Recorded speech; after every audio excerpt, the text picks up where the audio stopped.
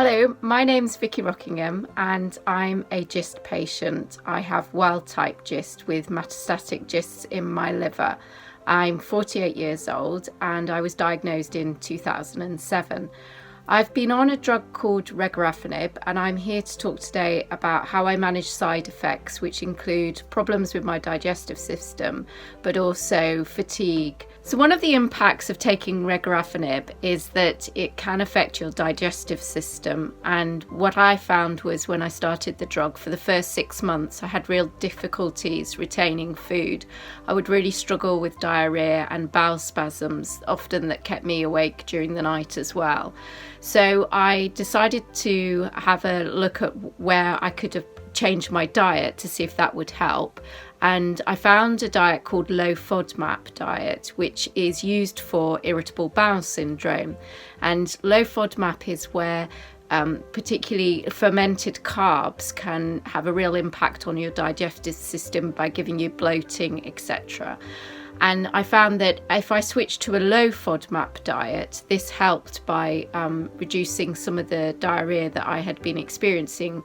I'd managed to lose about 2 stone over the first 6 months. So there's various websites where you can find out a little bit more about low FODMAP, and you can get lists which show you foods that are low in FODMAP and foods that are high in FODMAP. Things like lactose, sucrose and fructose, where these are high in foods, these will be high FODMAP. So you're really looking for foods that are low in lactose, sucrose and fructose, for example. So some examples of changes I made were I found that onions, garlic and normal milk were really affecting me. So I switched to things like spring onions, only the green parts, garlic infused oil and also lactose-free milk. Some other examples are apples are very high in FODMAP, but strawberries and sweet peelers are low in FODMAP.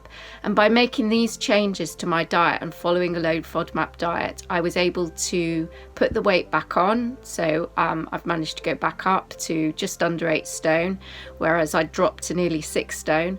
And obviously that's helping with my energy. I don't get as much diarrhea. I don't have bowel spasms, so I'm getting a near normal life. The other thing that I found is the fatigue, and obviously if you're not retaining food and you're not getting nutrition in your body, then you will suffer from fatigue even more. But obviously the drugs themselves can also make you feel tired. And I found that actually by exercising and keeping fit, this has helped me deal with fatigue. It sounds strange, but actually just doing some regular low impact exercise really helps. So things that I do, for example, are go for regular walks. I try and do a HIIT exercise maybe 2 or 3 times a week. And I also do Pilates sessions as well.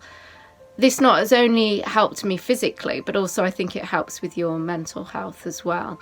And I've certainly noticed, it helps me deal with fatigue. And whilst I may feel tired at times, by doing exercise, you sort of release those endorphins and it gives you a surge of energy. So that's definitely helped me. Obviously, for each person, it's down to you to work out what works for you, and it will be a matter of trial and error.